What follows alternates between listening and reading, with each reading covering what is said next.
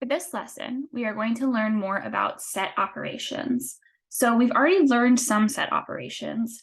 So we're going to just learn a couple more, and we're also going to learn how to kind of describe the set operations we've already talked about, but using a more technical lens. Because now we know how to express things using propositional logic and set notation, so we can kind of, be a little more specific about them.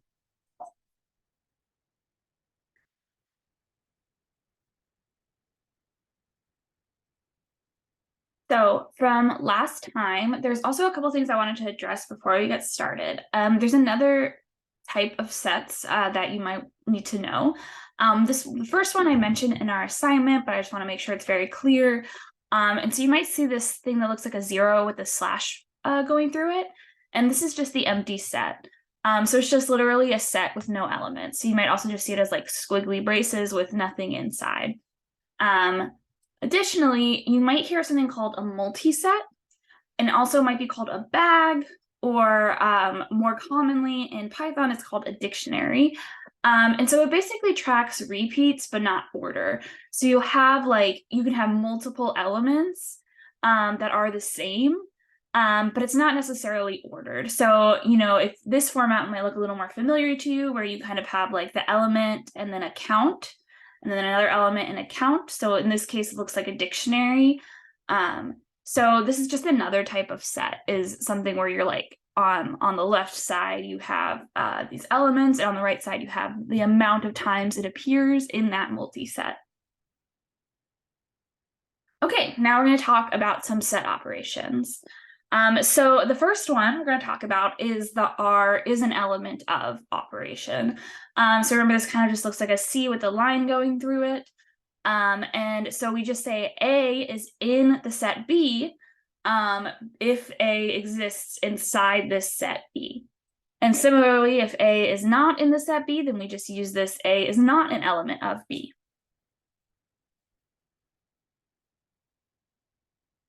Now, something interesting you can think of now is A being in B is actually a predicate, right? Because it's something that's either true or false, and it's dependent on A and B.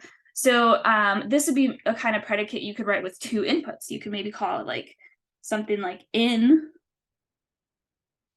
and you could take like X, Y, where, X could be the element, and Y could be the set. So that's why I just made Y big and X small. But so that way, like say, in this case, in A, B returns true, right? Because it's true that A is in B. And in this case, in A, B is false, because A is not in B. So this is actually a predicate, right? Whether or not A is an element of B.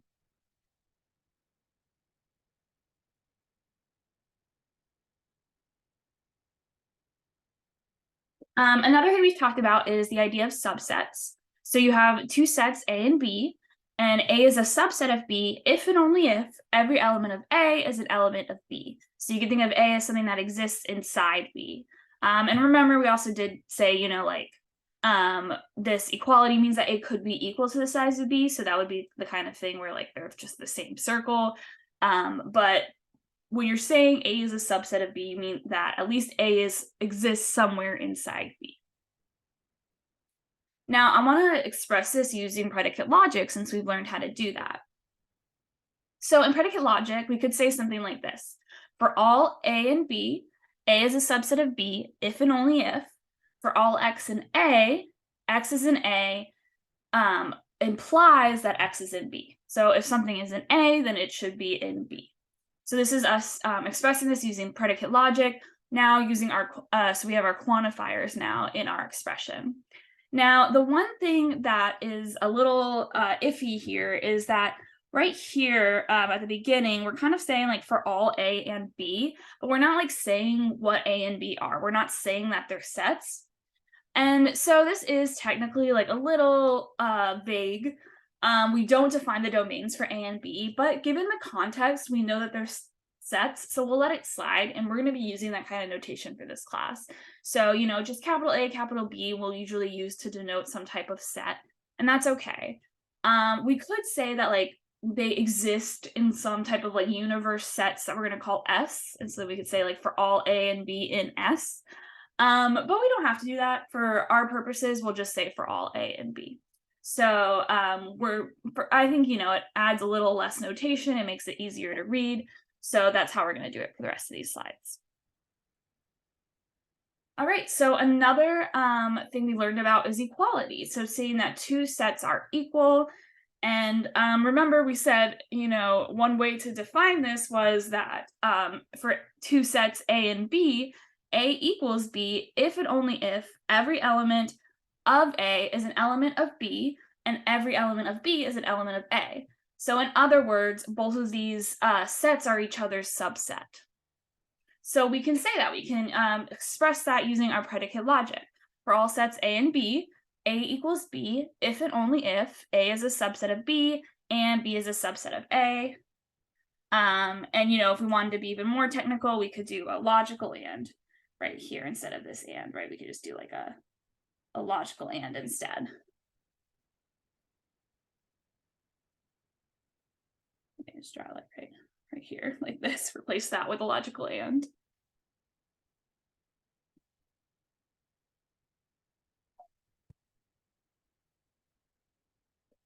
So one I haven't introduced yet is the idea of a complement. And the complement of a set is basically just the opposite of the set. So it's every element that is not in the set. So in this picture, you kind of have this universe U of all possible elements. And then the set A is this circle inside the universe U. So the complement of A is all of this yellow space that's still in the universe, but not in this set A. So the complement is just all elements that aren't in A. So you can express this using set notation. So we have our curly braces and we'll say the complement of A is the set of elements X such that X is not in A. You also can express this using predicate logic. So you can say for all A, so this is like all like elements A. A is an element of the complement of A if and only if A is not an element of A. Or you could say it equivalently, saying for all A, and in this case I added like for all A in the universe. But that's fine if you weren't to include the universe. So for all A in the universe, A is not an element of the complement of A if and only if A is in the set A. So my element does not exist in the complement of big A if and only if my element does exist in regular big A.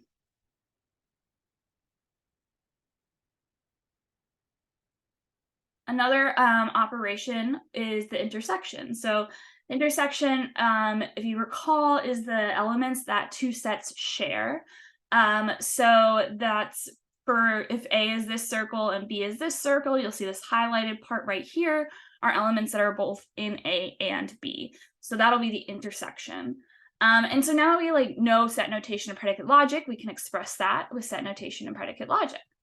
So we can say that the intersection of A and B is the elements X such that, so it's all elements X such that X is in A and, using our logical and, X is in B. We can also do it using predicate logic really directly. So we say for all A and B and X, and then we'll kind of specify more about X within here. And then remember, for A and B, we're not specifying the domain, so that's okay. So for all sets A and B and elements X, X is in A intersect B, so the X is in the intersection of A and B, if and only if X is in A and X is in B. So this is just an example of how we can kind of use these notations to formally express now the existence of something in this intersection. And we're also using it formally to define what it means to be an intersection. So this is kind of just showing us the power of these notations, how we can use those to define these different things. Now, the union of two sets is just all elements of both sets, right? So the union of A and B, again, A is this circle, B is this circle, then the union is everything within those two sets. So the union of A and B using set notation would be all elements X such that X is in A or X is in B, right? Either X is in A or X is in B, and it could potentially be in both, and that's fine. So using predicate logic, that means that for all A, B, X, X is in A union B if and only if X is in A or X is in B. So this is, saying the same thing, just different types of mathematical ways of saying it. Now, one we haven't talked about yet is the difference between two sets. And so the difference of sets A and B is the sets that contains all elements in A that are not in B. So basically what you're doing is you can kind of think of it as like, since difference is usually like take away, right? So you're basically taking away these elements here of A that it shares with B, and you're only just keeping the elements of A. So A minus B, or this, you might see this backslash notation, A backslash B, is the set of elements X such that X is in A and X is not in B. So you have the elements where X is in A, but not anything.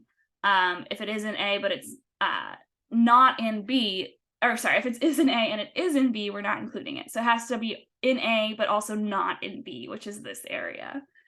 And similarly, using predicate logic, we can say for all A, B, and X, X is in the difference of A and B, if and only if X is in A and X is not in B. So this is just two ways we can express this new operation, which is called the difference.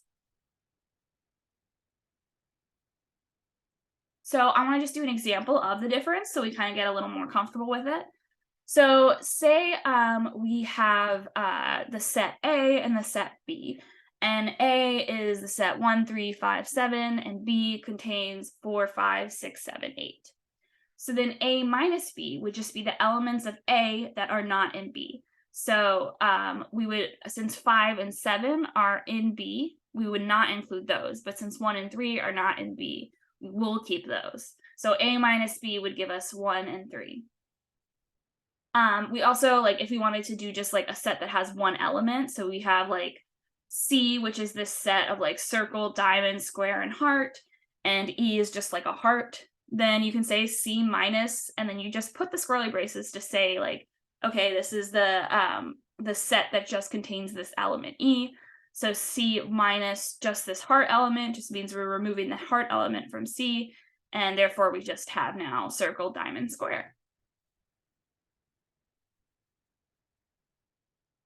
So similar to logical XOR, you can XOR two sets, and it's just kind of what you would expect. It would be what is in one of the two sets, but not in both. So, if you have A and B here, we would not be including the intersection. We would just be including the elements of A and the elements of B that do not exist in both sets. So for XOR, A XOR B is X such that X is in A, XOR X is in B, right? Because remember, XOR just means one of these is true, but not both. And similarly, using predicate logic, we can say for all A, B, and X, X is in A, XOR B, if and only if X is in A, XOR X is in B. And so I think this one can be a little confusing because we're using like the same operator multiple times, but like in this example, and maybe I'll do like different colors. So like this example and this example, that's for sets, right? But if we're going to do this example and this example, these two operations, we're actually talking about logic, right? This is the logic XOR operator. So XOR is doing different things, right? It's behaving very similarly, but here XOR is this operation right here between two sets. So like this, the pink is what's happening here in this image, and the green is more like the classic logical XOR that we've used before.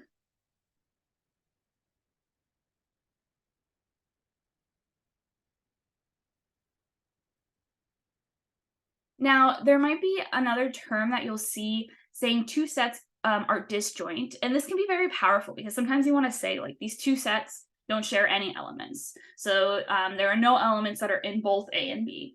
And so the best way to say that two sets are disjoint is to just say that their intersection is nothing, right? Because if you just think about it like pictorially, if you have like A over here and B over here, like they're going to be completely separate, right? You're not going to have like A and B where there's like some overlap. Like that's not going to happen if they're disjoint, because the intersection of them, this area, should be empty.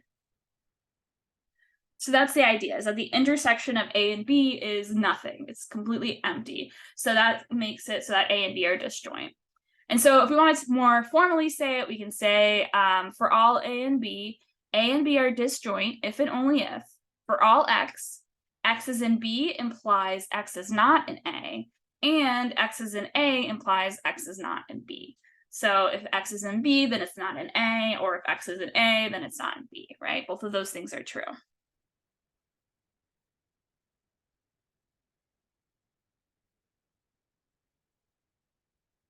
Now, there is this operation called a disjoint union.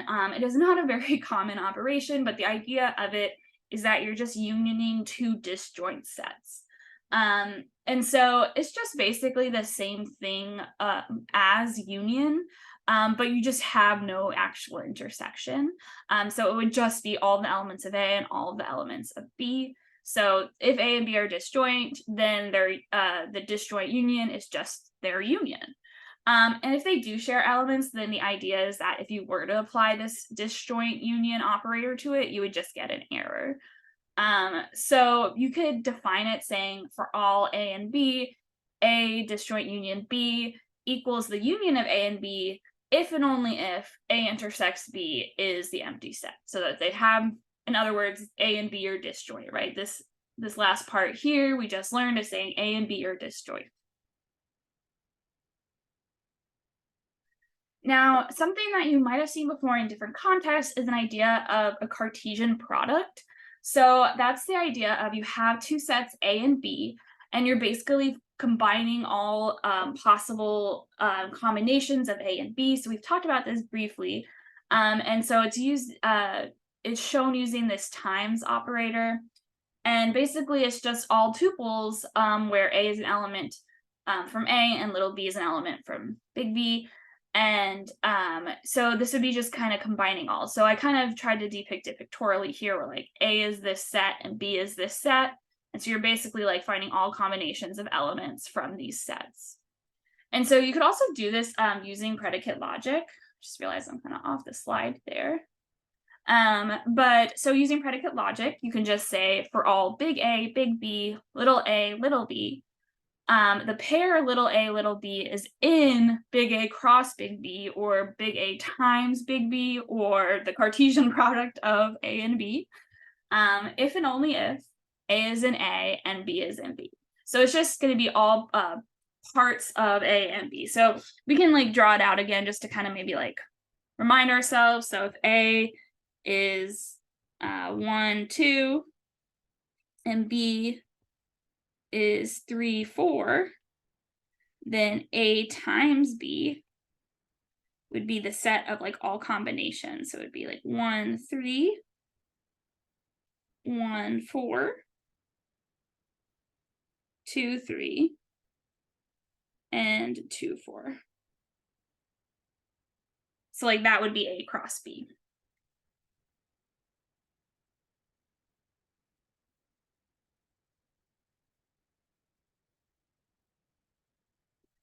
And the last type of operation we want to learn is the power set.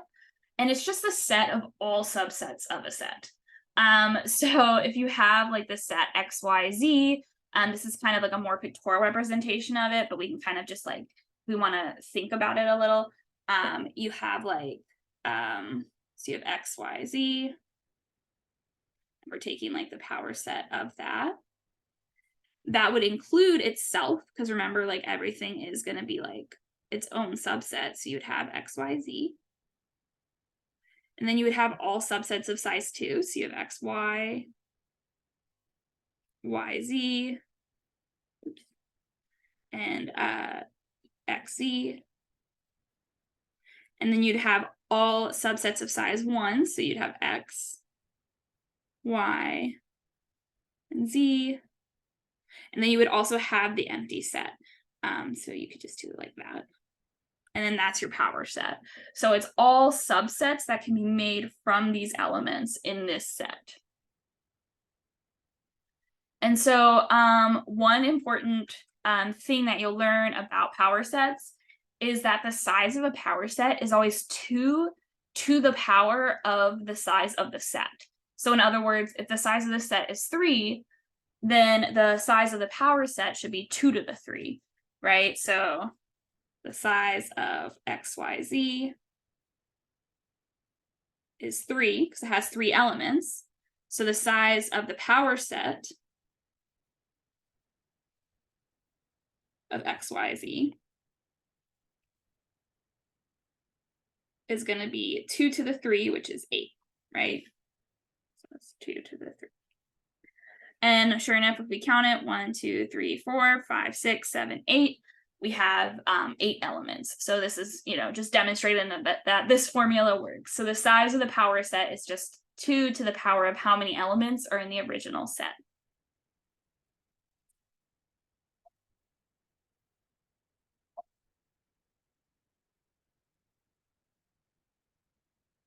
And the last concept I wanted to tell you about was this idea of a K subset.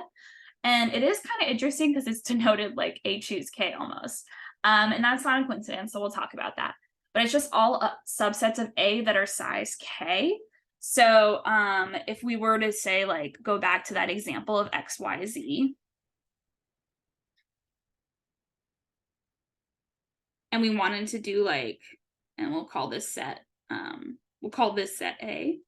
Then if we wanted to do like A 2, then that would be all subsets of A that are of size K. So that would be like our XY, YZ,